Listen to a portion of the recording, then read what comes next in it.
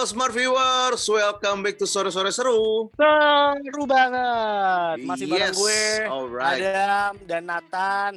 Tan, ini Yes.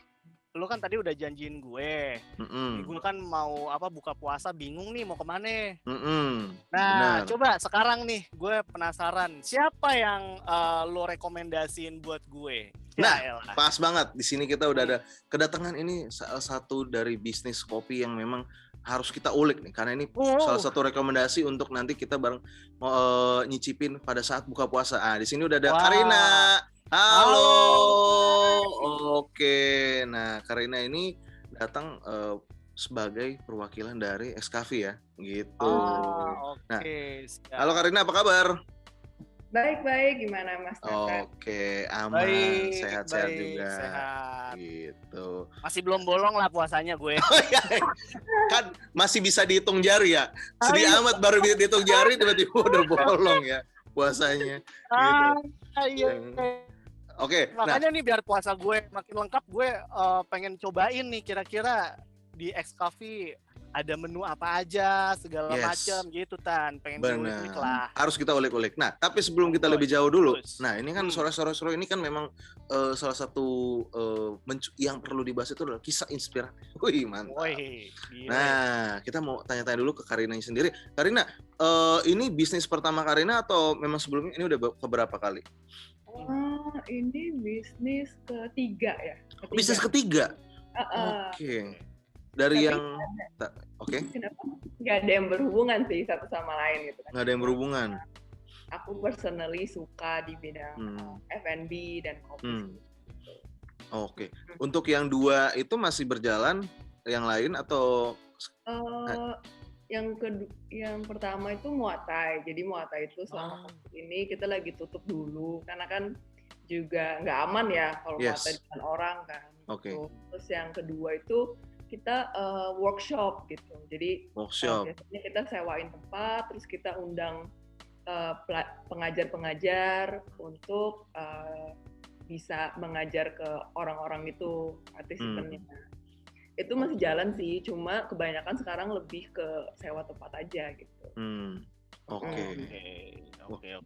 Memang sangat ini ya, kontras ya, memang beda-beda. Satu sport, satu workshop, satu F&B. Kirain tadi iya, saya suka F&B, kirain dua yang lain memang berhubungan gitu kan. Sama.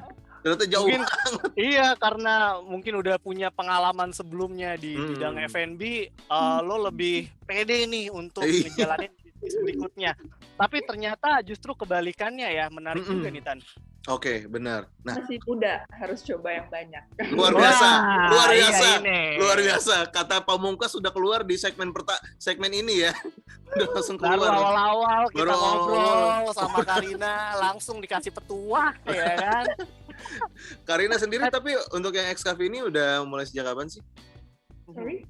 Yang untuk Excafi? Iya, udah mulai sejak kapan? Dari 2017. 2017 ya? Oke, udah lama ya berarti bisa dibilang gitu ya. Gitu.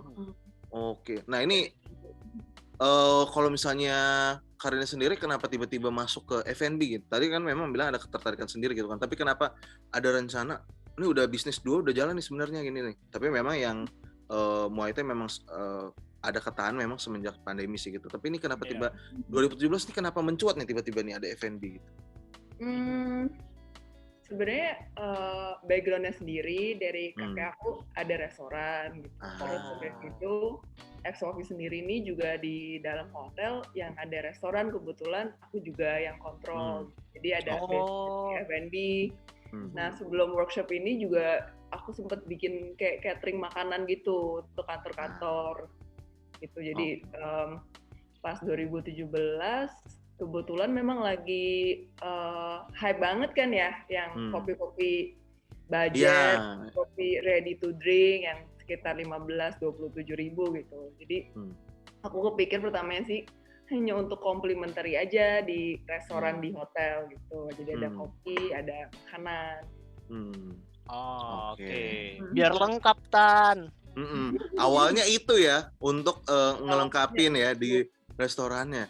Nah, oke. Nah, berarti tadi kan sebelumnya sempat bilang memang ada background sendiri dari kakek gitu ya, benar ya tadi ya, dari kakek. Nah ini akhirnya Karina itu memang ulik-ulik lagi itu sampai akhirnya kenapa memutuskan yaudah akhirnya mau bikin seriusin gitu yang berhubungan dengan bisnis itu, memang belajar bisnis untuk yang berhubungan dengan tadi kan ada bilang sebelumnya restoran juga, berarti masih dalam cakupan ya F&B gitu F&B. kan gitu. Nah itu belajarnya sendiri Karina ngurusin bisnis yang berhubungan F&B itu berapa lama sih? Kalau sekarang sih udah masuk 5 tahun ya berarti ya. 5 tahun. Udah masuk 5 tahun. Terus kalau misalnya kopinya sendiri itu sebelum aku buka, aku les dulu nih biar nggak soto-soto banget kan. Udah les ini apa namanya brewing itu apa ya? Iya, les barista di ABCD school yang di Pasar Santai itu dulu masih. Oke. Terus mulai kopinya itu gimana ya? Soalnya saat itu kan kopi banyak banget ya yang jual gitu. Tahun itu ya. Kali kita muncul juga, walaupun sebenarnya aku nggak ada rencana sih untuk besarin gitu, cuma untuk complementary aja gitu, cuma biar orang-orang tuh bisa tertarik apa sih yang unik di sini dibanding yang lain gitu. Karena pertama kali kita launching itu kita ngeluarin minum kopi tapi di dalam cone, di dalam cookies cup. Jadi terus ternyata kan jadi viral dan hype banget, jadi aku baru seriusin di situ sih sejak yang launching pertama itu. Ini juga gue pengen tanya-tanya nih sebelum kita mungkin lebih jauh ke produk-produknya, coffee-coffee-nya. Ini kan sebenarnya Karina udah punya pengalaman juga sebelumnya, tapi di luar coffee ya kan. Nah ada nggak sih hal-hal yang lo aplikasiin ketika lo memulai bisnis kopi ini? Mungkin ada yang sama nih kayaknya formulanya bisa gue terapin juga di sini, atau ternyata di bisnis kopi ini ternyata berbeda loh challenge formulanya. Kalau pertama sih pasti manajemen. Karena kalau ditarik benang merah dari 3 itu tuh bisnisnya bergantung sama human resources, sama karyawan kita.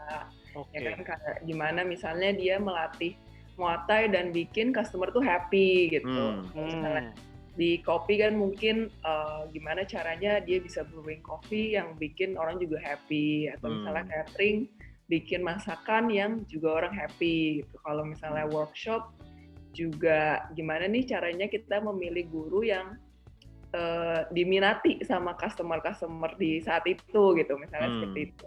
Paling pertama sih pasti manajemen dari in terms of human resources, terus udah gitu in terms of sistem inventory gitu, operasional, dan juga masalah kayak financing, accounting juga mirip sih gitu. Kecuali kan kalau misalnya hotel kan gede ya, harus kayak emang ada sistem tersendiri gitu yang mungkin lebih complicated gitu ya. Jadi sebenarnya sama aja gitu ya in terms of human resource gitu ya. Nah, gimana X-Coffee sendiri membangun kekuatan dari human resource-nya itu sendiri? Mungkin dari baristanya berarti ya pastinya, itu gimana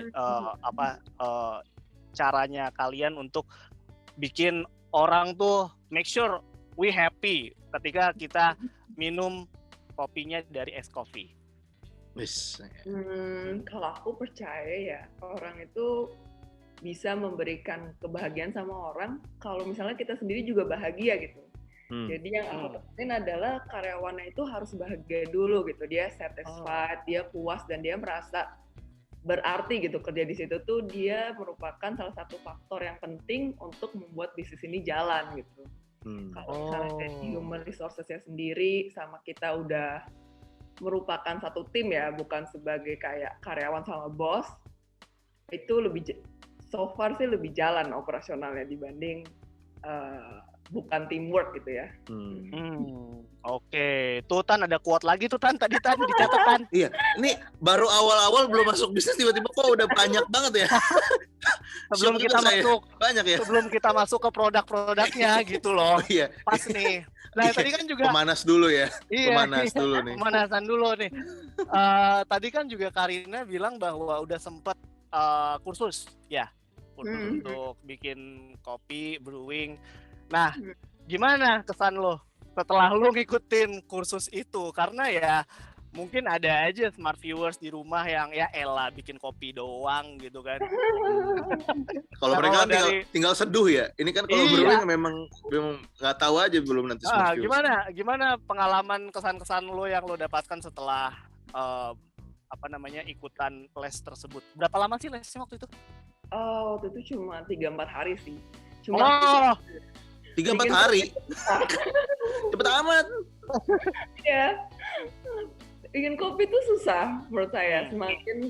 Semakin belajar mendalami akan semakin merasa, oh ini banyak banget nih faktor-faktor yang pelajari, banyak banget yang sebenarnya gue tuh nggak tahu gitu ya. Dari as simple as dia grinding kopi ya, pakai mesin grinder. Kalau misalnya terlalu kasar, dia akan jadinya encer, nggak keluar.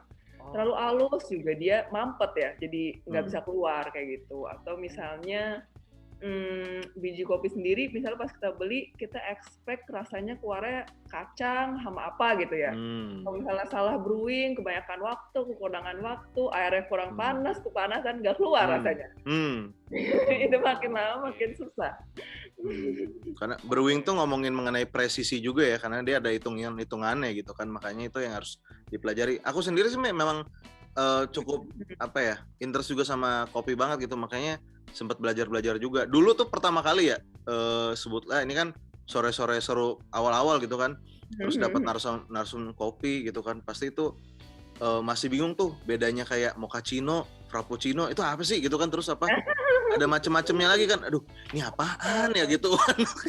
Ya udah akhirnya ulik-ulik, ternyata seru juga, ternyata kopi tuh teori-teorinya tuh bukan teorinya ya pembelajaran mengenai bahan-bahannya tuh sebenarnya menarik banget. Karena tiap gini, anak zaman sekarang sebutlah nongkrong kan di Starbucks gitu kan, atau misalnya pokoknya yang tempat yang lain gitu kan, itu pasti pada ini kan kayak mau mesen misalnya ini kopi mesen ini dong, mochaccino, padahal mereka kagak tahu itu apaan. Padahal terus akhirnya kayak, aduh kepahitan, ya mohon maaf, ya kadar kopi sama ininya kan beda. Karena kan ada susunya sama susu sama apa tuh namanya?